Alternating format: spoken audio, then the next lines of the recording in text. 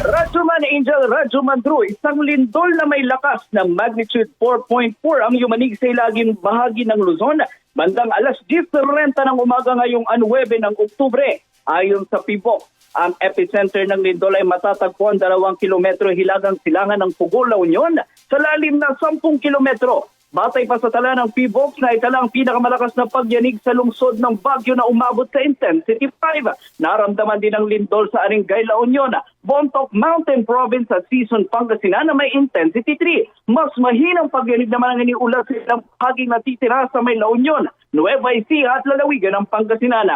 Bilang pag-iingat, agad naman ang pinalikas sa mga estudyante sa may Urdaneta City University at kinansilan ang klase para sa buong araw. Sa Dagupan City, lumikas din ang ilang mag-aaral sa University of Pangasinan matapos maramdaman ang pagyanig.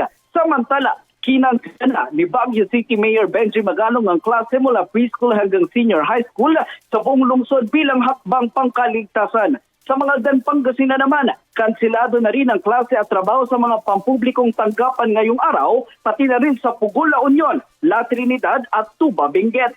Sa ngayon, wala pa rin naitatalang pinsala o aftershocks ayon sa PIVOC.